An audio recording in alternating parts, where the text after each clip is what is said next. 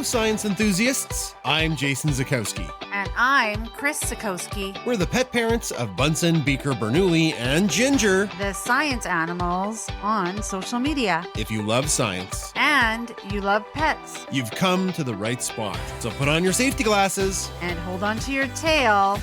This is the Science Podcast. Hello and welcome back to the Science Podcast. We hope you're happy and healthy out there. This is episode 25 of season 7. So Chris, we didn't do a show last week. It was a gong show. What was going on? Why was there not a show last week? Jason, there was a show last week and it was a gong because gong show. We were packaging up our Bernoulli stuffies and it was a lot of work. And there was no extra time to spare. We wanted to make sure that we beat the clock to get them out to our customers in a timely fashion. Exactly. We had a really big response to the Bernoulli stuffy. Not to make the whole front of this about the Bernoulli stuffy, but we spent 4 days solid packing. It was a lot of work, but it was very rewarding. And we had to beat the clock, as you said, to get all of the American packages to the border before de minimis ends, which means that the Americans will no longer be able to bring in under $800 without duties and tariffs. So we were racing against the clock, and it looks like we made it by the hair of our chinny chin. Yeah, it was pretty incredible. I cannot believe how well we worked together. Actually, I know how well we worked together because we just worked well together, but it was a lot. It was a lot of printing and organization and being tired and just, it was a good time. Yeah. And the other thing that compounded everything too is school is starting again, right? You have kids tomorrow, and that's another thing that started up again. So it's been a very busy week. We carved out some time tonight. I think we should get to it. We have 2 science articles and we have a guest this week. So one of the science articles we'll be talking about is a rather shocking study about about what we eat affects all cause of death and cancer. So all cause of death is sometimes called all cause mortality. I don't want to give it away. So that's the lead there. And in pet science, we're going to be looking at linkages between dementia in humans and dementia in cats, both very sad and tragic conditions, but from one, we could learn the other.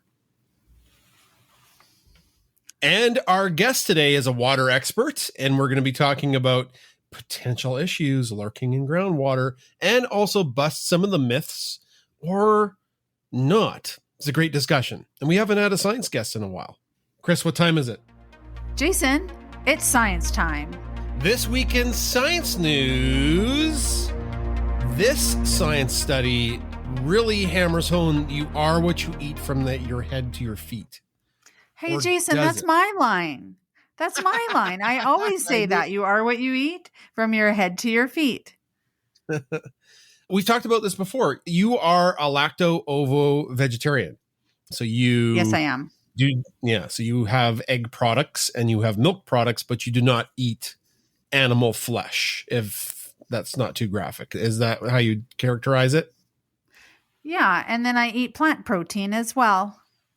I am a meatitarian. No, I eat anything. I really do eat pretty much anything. There's only a few things on this earth I've eaten, which I've been like, that's okay. I don't need to eat that again. Eggplant is one of them. Eggplant is one of them. I made a delicious, I don't even know, eggplant dish. And Jason said, no, thank you. You were very polite, but you said, maybe let's not make that one again. It's very salty, probably because of the Parmesan cheese I put on it. All right. So this study comes from the National Health and Nutrition Examination Study. And there were 15,937 people in the study aged 19 plus. And sadly, as you look at these long range studies, 3,843 people died during the follow-up period. So the idea was looking at the people who lived and the people who died, their lifestyle, but also more specifically to the study, what they ate. Yeah, and the methods were pretty simple. The participants reported what they ate in a 24-hour survey, and then scientists used advanced math models to reduce errors from self-reporting. Because when you're talking about yourself, there sometimes is some bias. They divided the proteins into categories. So animal protein being from meat, dairy, and eggs. Plant protein was from beans, grains, and nuts. And then there were mixed foods. Also within the study, they wanted to test, this is a subgroup of people in the study, whether IGF-1, which is a hormone linked to growth and sometimes cancer risk, was related to dying early. So there's the methods you talked about, the food thing, and then there's also a subgroup of people where they looked at this growth hormone. IGF-1, one helps you grow, but if it sticks around too long in adults, it has like anabolic effects, and it's really related to insulin. So potentially down the line that could cause problems. So they were looking at that. So some of the key findings from all-cause mortality, that's death from any reason, the people who had animal protein within their diet had no association. No association means more or less this did not make people more or less likely to die. So eating more or less of animal protein didn't change the overall risk of dying from any cause. And plant protein had no association at all. Same result, no impact on lifespan overall, which is a little counterintuitive because some studies I've read or some suggestions I've read is that people who are vegetarian and do not eat red meat or animal protein tend to live longer. Not so much in this case. So the next one that they looked at was a CVD mortality rate, and that's death from a heart attack, stroke, or clogged arteries. And they found that protein, animal protein, had no association again, more or less, didn't affect their heart-related death risk. And that's interesting, as well as plant protein, no association. Same, no effect. Super interesting. Now, the next one is maybe going to ruffle some feathers, and that was cancer mortality, so death from cancer. Animal protein in this study had a slight protective effect. People who ate more animal protein had a small but a very real decrease in cancer-related deaths. Plant protein had no association. Eating plant protein didn't increase or decrease your chance of cancer death. Again, that's shocking. I'm not going to lie. I know. So maybe the whole idea is that you're just eating a well-balanced, well-rounded diet. Yeah, and the last one, that special subgroup IGF-1, that had no association as well. So higher or lower IGF-1 levels weren't linked to more or fewer deaths. All cause mortality, cancer, heart-related, nothing. It just didn't seem to relate. And so just to recap, everything had no association except for the animal protein, which had a slight protective effect. So people who were eating more animal protein had a small but real decrease in cancer deaths. Now, if we compare this to this other study that's very famous, that was in 2014, which concluded or claimed animal protein raised death risks, especially cancer, this study that we just talked about, they're using the same data set from the National Health and Nutrition Examination Study. That same data set ran from 1988 to 1994, and then through a follow-up period up to 2006. This study used the same data as that other one, but it used better math models. Yeah, and better methods. It didn't confirm those other results. Was there a difference for age of the participants? So we talked about the adults had to be 19 plus to participate, but is there a difference in the results for different ages? No, there's no difference. No age group showed harm from eating more protein. No age group showed harm from eating plant protein. And in that previous study that linked kind of middle-aged folks, 50 to 65, to an increased risk of death from eating animal protein, the study found no increased risk. So the devil's in the details. Sometimes it's about how you do your math. I think it's important to keep some limitations of the study in mind. Like I said earlier, the food intake was self-reported, and people often underreport what they eat. I know if I'm trying to keep track on my fitness app, sometimes I don't do it daily. The IGF-1 was realistically from a smaller subset of the participants. So the data may or may not be, there may or may not be enough data to make a generalization. And the follow-up stopped in 2006. Jason, that's a long time ago. I know I just feel like the 90s. Yesterday. I do. I feel like it was yesterday, but 2006 is a little bit far away from where we are now. So more recent data could add more insights. That's what I'm interested in, is like the data up to now, because that other study that said animal protein bad also used the older data. And this study says animal protein not so bad, used older data. We need some newer data in the study. Yeah, because, that data did not test what happens if you swap animal protein for plant protein. You start your life eating lots of red meat and then you switch to legumes. Or if you start eating chicken McNuggets and then you switch to chickpeas. Ah, gotcha. I do have to say some of your fake meat tastes pretty good. Some of it is very bad. Like, they're not fooling anybody. The Beyond Meat burgery things that you get, those are tasty. Like, they're good. They certainly don't taste like a hamburger.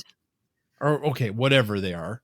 They're good. I like them. When we make them, I love them. They're actually quite good. But they don't taste like a hamburger. So while they're really yummy, they don't taste like a hamburger. And then I think some of the other stuff has a long way to go because every bite just tastes like cardboard. All right, that's science news for this week. This week in Pet Science, we're going to be looking at cats that get dementia and how studying them could help humans when we get dementia.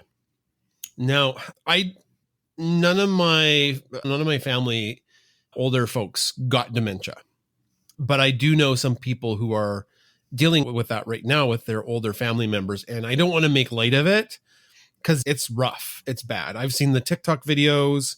I've heard some of my colleagues talk about it. So yeah, if you're going through that, while we're going to be talking about it in the study, I just want you to know that I do see it as being really tough to live through. It is. One of my colleagues, he went through that with his parents, and then his wife has something similar with her parents. Yeah, it's tough. So in this study, we're looking at data from the European Journal of Neuroscience, and it's basically talking about how Alzheimer's disease, dementia-related disease in humans, similar structures are found in the brains of aging cats. Now, as cats get older, they may start to have some of these behaviors. Did any of your cats start to get dementia as they got older? I don't believe so. No. Coco was basically the same when she was a kitten to when she was in her 20s. And Libe, I don't believe had forms of dementia, but she did have like incontinence and other issues that happened at the end of her life. One thing that you could look for, though, is as cats get older, they yowl more at night.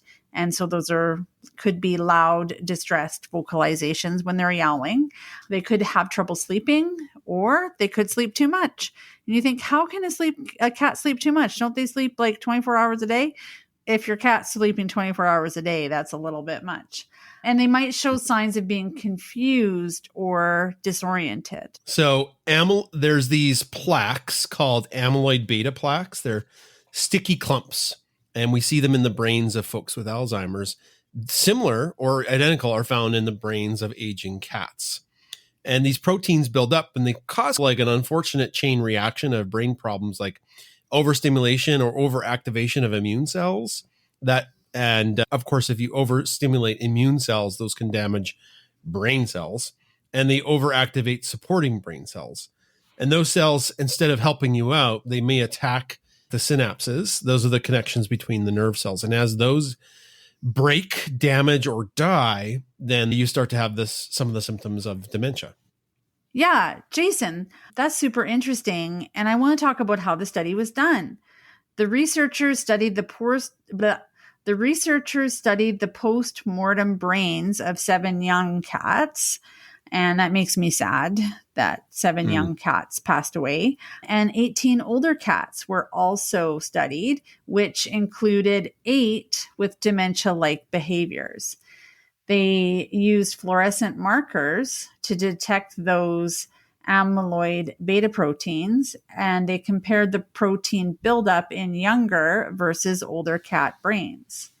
What they found is in the aged cats with or without the dementia symptoms had more amyloid beta than younger cats. And the plaques often accumulated near the synapses, which is the spots where the neurons communicate. Additionally, they found that the immune cells in aged cats' brains, the cell called the microglia, the cells that regulate the inflammation, and then another immune cell called the astrocyte, which is a cell that maintains brain stability, both were hyperactive in aged cats' brains, and they were clustered near the amyloid plaques. So instead of just attacking the plaques, they also damage the synapses. And sadly, I guess it's not really sadly because it's contributing to scientific knowledge. This pattern closely matches what happens in human Alzheimer's brains. And one of the reasons why it's interesting and important to study dogs and cats and other animals is when you find an analog, meaning that you find something in the cat that happens in humans, there may be breakthroughs. I just have to think back to insulin, right? Like this discovery of insulin came from studying dogs. That was the breakthrough that didn't necessarily cure, but saved everybody who had type 1 diabetes from dying because they just died. There's no cure for it.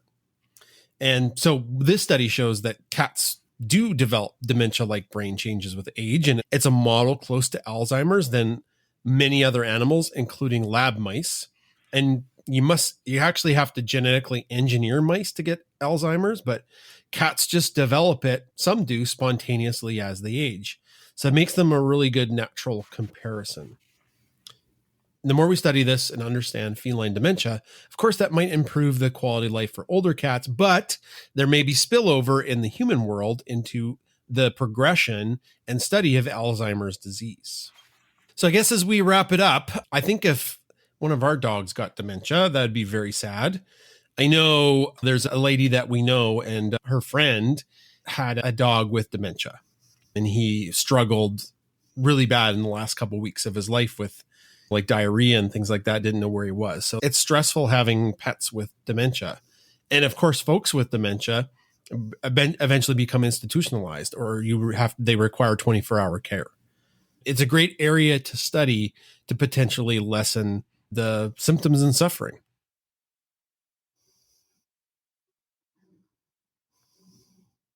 I really like this study because it talks about the spillover between cat health and human health.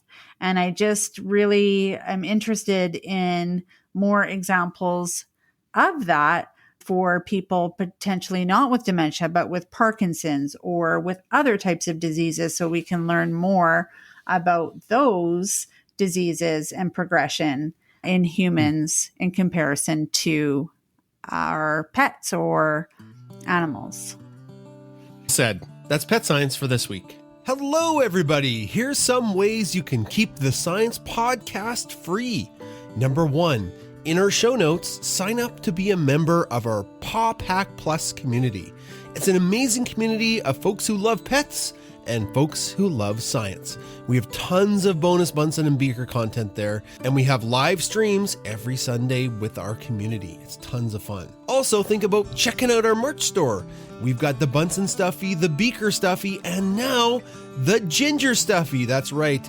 Ginger the science cat has a little replica. It's adorable. It's so soft with the giant fluffy tail, safety glasses, and a lab coat. And number 3, if you're listening to the podcast on any place that rates podcasts, give us a great rating and tell your family and friends to listen too. Okay, on with the show.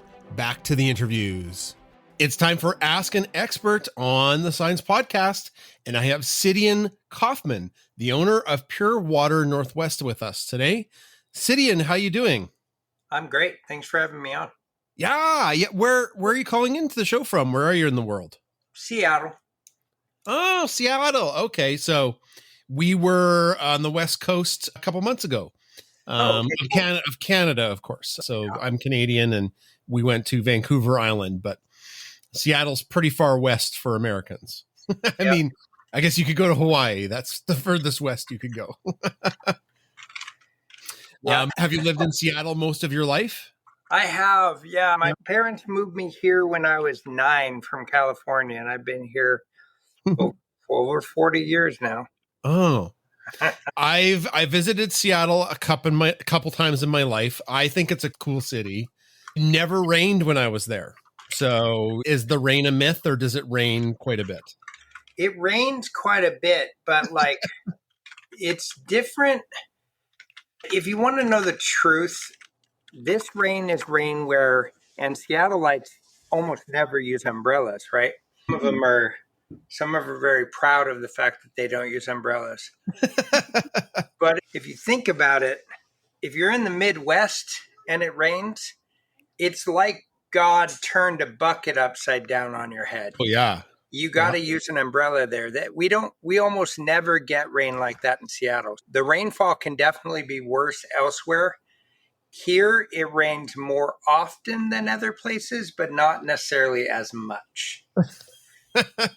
I tease some of our friends and family who are on the west coast of Canada because they talk about the wet cold, because we have in Alberta freezing temperatures in the winter, right? And they're like, oh, it might be minus 40 Celsius, but it's nothing like the wet cold we have out on the coast. And I'm like, really? So when they talk about the rain, I'm like, you guys don't know what you're talking about. You guys have wet rain. We have the dry rain, and it is so much worse. Yeah. And they don't like that. So it's just a little fun tidbit. So I introduced you as the owner of Pure Water Northwest. I was wondering, just for our audience, could you talk a little bit about your training in science and maybe what that is? What is Pure Water Northwest? Yeah, it's a science-based water treatment company. And what that really means is that we focus on water first rather than product first, similar to how a doctor might diagnose an illness. Oh. We look at what's in the water, identify contaminants, and then customize a treatment system. And what that means too is we're running into a lot of the questions people have about what's in their water gets thrown at us in a lot of different ways, from expectations that the water's already good to expectations that the water's bad. And very often people are wrong about either. And it's an interesting viewpoint to take things from versus just trying to sell a system to somebody. Gotcha.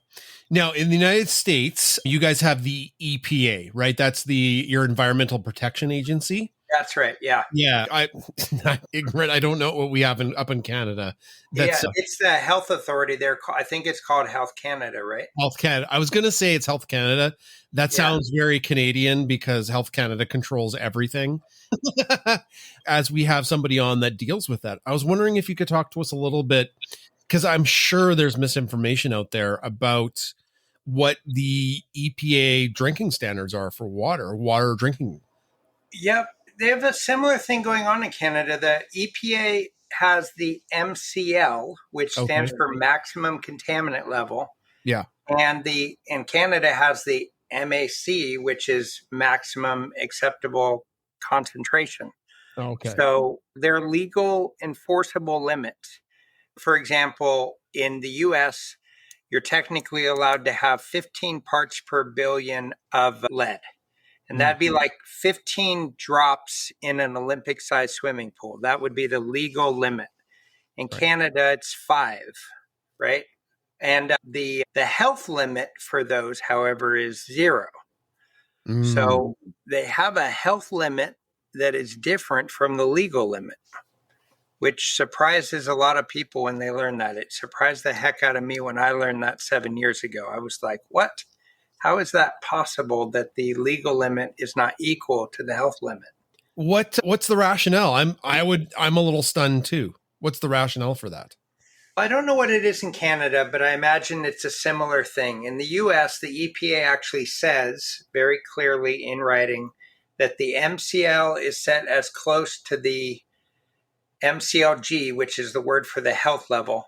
Right. The Okay. MCL is set as close to the health level as possible, taking cost and other factors into consideration. Those other factors are infrastructure and available technology, but mostly it's cost. It's that in order to get lead down to zero, it is nearly impossible to perfect the water to the point where it's not going to strip some lead off of pipes as it's traveling through old plumbing. Yeah. Infrastructure would have to be completely overhauled. The treatment at the factory, the water treatment plant would have to be probably, quintupled in size. People's water bill would probably 10x in order to achieve that 5 part per billion or 10 part per billion difference. And in the US, the EPA actually says that homeowners are going to have the responsibility. If they want it to be lower than that, they have the responsibility to put a system into their house to get it lower than that. Mm-hmm. So the question I have as a follow-up is 15 parts per billion safe if the health is zero? If you drink that your whole life and you drink 15 parts per billion lead, is that going to be a detriment to you? Yeah. If you're right at the limit there and you're doing that for a long time and you are particularly vulnerable to it, you will notice it in your lifetime. Yeah. But there is a reason why that is the limit. It's going to, as a cross section of most people, it is going to capture most people. And if they do that, only that for their whole lifetime, most people will probably be fine, but some people won't be. It is a cross section. It is about luck. Basically, I put it this way. If you don't filter your water, you are the filter. And that is a stark reality. Now, there are tons of people who have drunk a ton of lead in their life and they're fine. And that is also a stark reality. The body is an amazing homeostasis engine, and it is doing its job to keep you balanced. And so, there's going to be a lot of people who can drink way more lead than that. But there's going to be some people who are less. It's like somebody knows their crotchety old grandpa or grandma that drank and smoked and they lived to be 102. That's real. Yeah. Yeah, exactly. Yeah. Okay. So that's interesting to know. We're on well water here. Hey, like we get our water right from underground sources. Yeah. I don't think we had it tested for lead beyond the very first time they hit water with the water drill. It'd be interesting to see what our lead concentration is here. I'd be more worried about arsenic. Honestly, there's a lot of people who don't do sufficient testing. When I do a test of well water, I'm looking at 50 different contaminants, not 3 or 4 that they usually do when a real estate transaction goes through. Yeah. My wife's Canadian and their parents don't drink their water. And I've tried to get them a system that we'll see if that happens one day, but they're just so used to not drinking their water because they know how much arsenic they have in that water. But a lot of people don't, and arsenic is going to hide from you. Cyanide's the same way. It's flavorless, it's odorless. It's not going to let you know that it's there until it causes organ failure or cancer. Great. Okay. So, it's one of those things that a high percentage, at least in our area, at least 80% of wells have some level of arsenic. There 80%. There is no safe level of arsenic. The health guideline for it is 0. A lot of people are drinking it and they're just having their body be the filter and they're okay. It gets too high and then it can get really dangerous. In the US, 10 parts per billion is the legal limit. So that's 0.01 parts per million. And the truth is that it's usually very cheap to find a full spectrum test. I think tapscore.com sells them for $200 for 50 different tests all in one panel, $200. I don't know what it would be up there, but and then you 2,000 Canadian. No, I'm just kidding. 2,000 Canadian. No, the dollar's not that bad. Yeah. So the thing I would do if I owned a well is I would do a full spectrum panel, no matter what. And this is just becoming my own interest instead of thinking about our listeners. But when you get that, is it you just get to do a little chemistry at home, or you take the sample and send it away? Yeah, you send it away. Yeah. Oh, dang it! See, there you go. I have background in chemistry. I teach chemistry in high school. Okay. So that would be fun to do my own. I don't have enough chemicals to do 50 different tests on our well water, but no, yeah. And arsenic, you've got to do a burn test. You got to burn off stuff and then suspend in an oil solution and then do titration. So it's complex, and you, with your background, you probably could do it, but they certainly wouldn't trust. They certainly wouldn't trust anyone to do it. Gotcha. Okay. All right. So beyond lead and arsenic, are there anything else we should be worried about? Or are there things that people think that we should be worried about, but maybe aren't as big a culprit, if you know what I do? Yeah. So here's the problem. I can go on and on about things to worry about. And I worry about doing that because it gives people fatigue. And then they're like, oh, I don't want to worry about any of it. It's usually best for people, and I'll do it. I don't mind for your podcast, but I think it's best to ask people to just go get their water tested so they know for sure.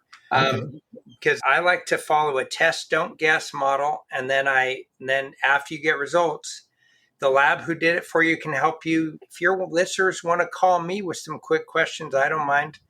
The thing I just want people to do is test their waters. They don't guess what they're drinking about, especially if they have children. But yeah, PFAS, that's forever chemicals. There's about 14 to 16,000 of those. One recent study said there could be over 700,000 different 170,000 different variations, but we know of at least 14 to 16,000. Only 6 out of those have been carefully identified as to whether they are of a health concern. And all 6 of those have shown health concerns at incredibly small amounts. So 4 parts per trillion. Whoa. Yeah. So we were talking about parts per billion before. Yeah. And if you can imagine 1,000 Olympic-sized swimming pools, 4 drops in that is considered to be a health concern. And PFAS, for people who are listening, those are those polyfluoral alkyl things. That's right. Polyfluoral alkyl substances. That's where the S in PFAS comes from. Yeah, exactly. They come from a random assortment of stuff that we've made and put chemicals on. Man-made chemicals that are designed to basically cause things to be resistant. So water resistance, they are used in fire foam specifically because they're so hard to break down. They will smother fire that water can't. They are called forever chemicals because they go on and on.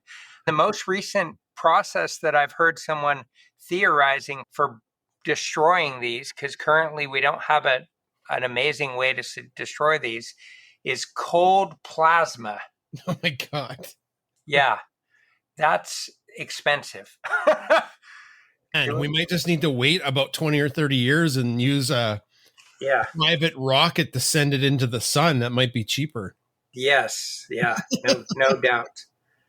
No doubt. And those PFAS, they get into our drinking water and we drink it. And it's spooky because we don't really know how bad it could be. That's what I've read, I think.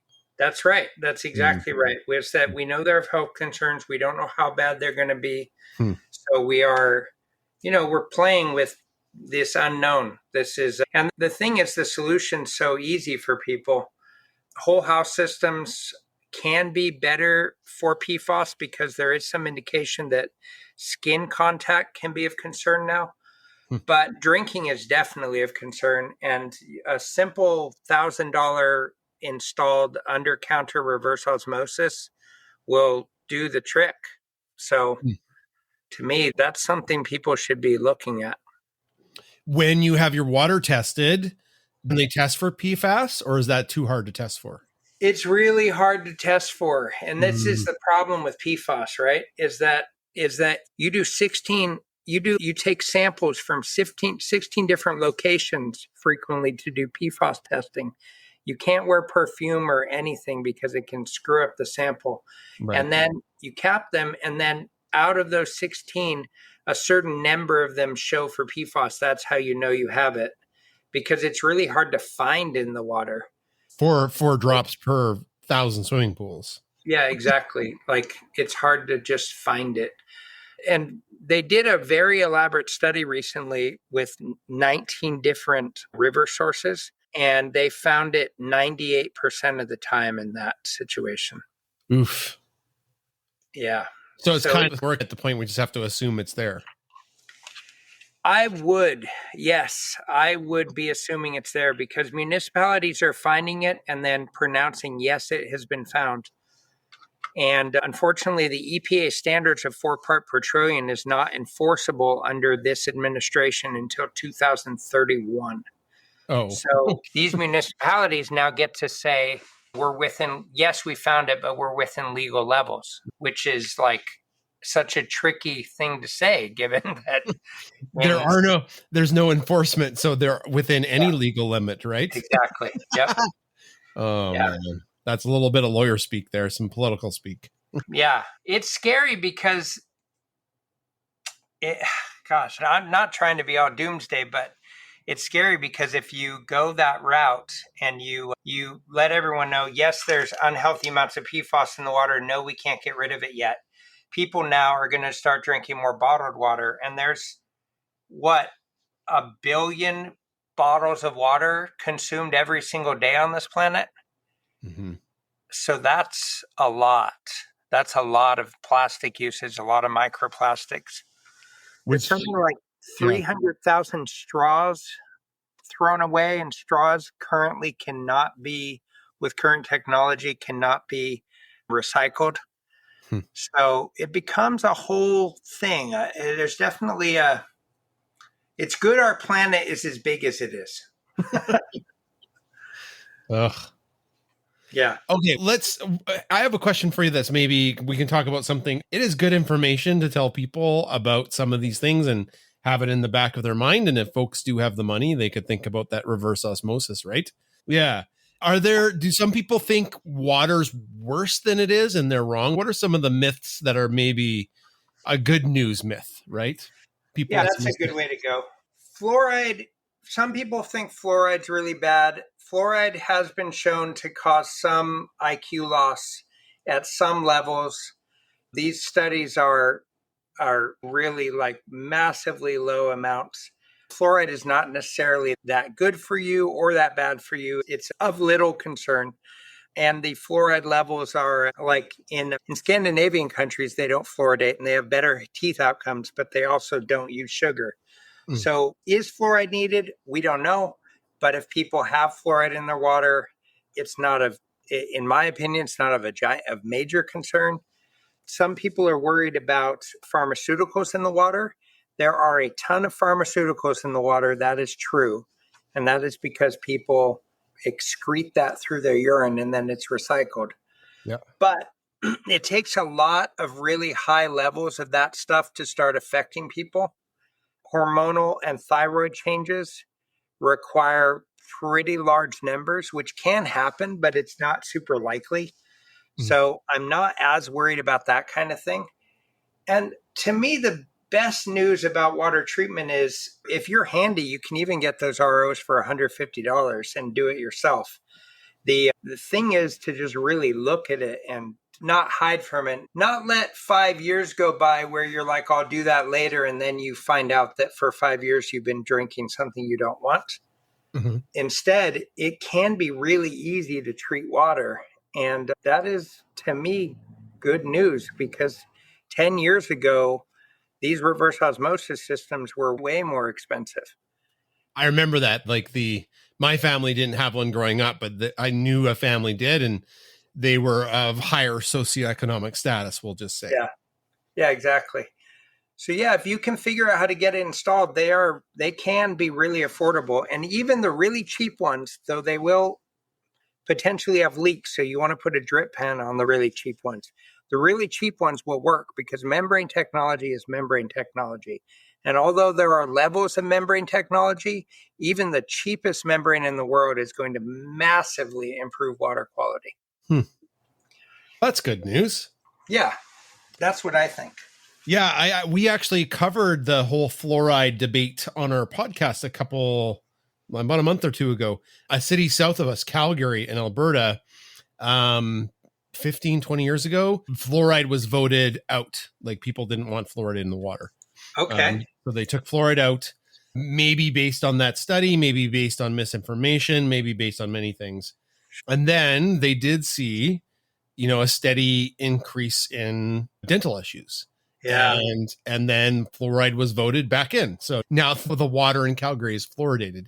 Wow. So this kind of it's an interesting thing. The doctors and the people that, of course, were for fluoridation, they cited it. What you said is that you would need to have a lot of fluoride to cause damage to a population base, and then they concluded the help for teeth definitely outweighed any very insignificant negligible. But anyways, I just thought that was cool that you mentioned that. Oh yeah, and teeth health is not to be discounted. Like that, there are such direct links to strange things related to teeth health. Alzheimer's has a relation to dental health. There's shocking relations. So I definitely am very interested in that story because I actually have been looking for, thank you for sharing that with me. I've been looking for something exactly like that, an anecdote that's exactly like that I could study and look into. It's very interesting. Yeah. Yep. Just Google Calgary fluoride debate. Yeah. I was shocked too. I didn't even know it happened. And it was like this, it's the biggest city in Alberta, just like south of us. And I was like, oh, I didn't know this happened. Yeah. It's cool. Yeah. That's amazing. Now, one of the things we had been talking by email about, and maybe like before we get to my standard questions, this is an interesting one, how water access impacts things like gender equality. Like, you had mentioned that in an email, and I was a little interested if you could elaborate on that. I can, yeah. So if you have a country where access to water is a little more scarce. I was actually talking to somebody today about this, where she's in Africa. She's in Zambia. I was talking to her today, and she lives in a fairly populous place, so they have access to water. But not more than 10 kilometers from her, they have people who are having to walk quite a ways away from their village to get water. And who do you think is doing that? I would say women and children, basically. Okay. Yeah. Okay. And usually if they're children, it's going to be a female child versus a male child, but not always. So this is a cultural reality in a lot of the world, especially there is a cross-section, a demographic cross-section where in poorer countries, they are more patriarchal, which I guess, I don't know why exactly. I guess there's something about strength being related to survival in those situations. A little bit, who knows? But it's just a reality. There tends to be a higher patriarchal culture. Not that I can state how that happens, but that's what happens, right? Right. So then we've got, okay, who's going to go fetch the water? The guys, I have to work for making money and bringing in food, so you're fetching the water. If that's the scenario, how does a woman leave her husband? And abuse rates can be higher in situations where a woman cannot leave. Mm-hmm. But in these situations where a woman can't leave because if she leaves, she can't be supported, then she's got to do her job in the relationship, which is in that case getting water, which means she's not getting her own income. And again, she can't leave. It's like a vicious circle. She also can't get educated. And then children, if they're in school, they're fetching water first before going to school because everybody needs water for the day. So it is a dramatic social impact to have water right next to you. And in these cultures, you literally could not even start women's rights without access to water. It would be essentially impossible. Not completely impossible, but essentially it would be impossible. So that's a very real thing people struggle with, and access to any water, and ideally clean water, dramatically changes entire cultures. So like the idea, the time it takes to get water, right? Yeah. Just eats that much of your day. 4 hours, yeah. 4 hours. On average, yeah. So half a 8-hour workday, right? Exactly. If we want to think of an 8-hour workday. Yep. Gotcha. Right. Yeah. Yep. Yeah. You get it. One of our standard questions that we ask, sorry, let me start that again. I got tongue tied. One of the standard questions we ask our guests about is a pet story. What do you have a pet story from your life you could share with us? Oh my gosh. I have 2 dogs and 3 rats right now, but my pet story I don't know if I have a fun pet story. I have a pet that was in my life when I was younger. It was really interesting because when I was like 10, I had this dog, and his name was Raven. Mm-hmm. And he was just a black lab. Mm-hmm. And they're awesome dogs. Black labs are great dogs. Yeah. He was my friend. Like as a 10-year-old, I'm not trying to be sad here, but I was not liked. I was probably on the spectrum a little bit, and definitely I had 0 friends. But I felt, and I know 10-year-olds have these weird ideas about things. I felt, and this is weird to even say as an almost 50-year-old. At that time, though, I really, truly believed that I could talk to this dog and it could communicate back to me, and I understood it and it understood me. That's not silly. That's sweet. It is. Okay, it's sweet, but it is such a visceral memory for me that obviously the dog wasn't doing that. Yeah, exactly. It definitely felt like it. Yeah. And the memory is of it being real. So that is a very interesting. I've never had that experience with an animal since, but I've also not. I haven't been 10 years old since either. Yeah. Yeah, it's a fun memory to have because you're not ever going to have that memory again. And you have 2 dogs now. What are they and what's their names? A Coton de Tuilier, because it turns out I'm allergic to fur. Yeah. So I have a Coton de Tuilier. His name is Kip. Yeah. And then I have a little Shih Tzu with a little bit of poodle mixed in there. And his name is Pan. Sweet. Yeah. Very cute little dogs, and all of whom have hair instead of fur, so they're fine for me. Yeah, we're drowning in fur at our house here. Yeah, with the 2 burners and a golden retriever and a cat. Oh yeah, no kidding. Yeah, you guys are like, if anyone had allergies vacuum every couple days. Yeah. People who have lots of dogs, when you go to their house, like they either are cleaning around the clock and they're obviously very, very on point for cleaning, or it's like our house where there might be a clump of fur in the corner. Yeah. There. So that's what we just can't get rid of it all because we don't vacuum every 3 hours. Yeah, no doubt. That is, and if it's between that or not having a pet, like obviously that's an easy choice. So I agree with you. Yeah. And rats. Hey, I've talked to lots of people who have rats as a pet. I've never had one as a pet, but they apparently make great pets. Oh yeah. Yeah, I've got the rats are because of my middle child, Iris. She's 11 and she really wanted them. At 10 years old, she was like desperate to have rats. So We made her prove that she would take care of rats by being the only one to take care of the dogs for a month, and she did that. Oh. Yeah, exactly. So we got her rats, and then we were going to get her a rat, but then we learned that they're not good to have alone. So then we were going to do 2 rats, but then we found this place that was trying to house some rats. And so we ended up getting 3 rats. One of the rats has such an interesting story. It was given to a snake as food. And the snake started to swallow it and then spat it back out. Okay. And then it just refused to eat it. So that rat was traumatized. Yeah, a little bit. Yeah. So we have that rat, and then that rat's a little scaredy cat. And the other 2 are just like brother and sister, I think. And they're just, they're both boys, brother and brother.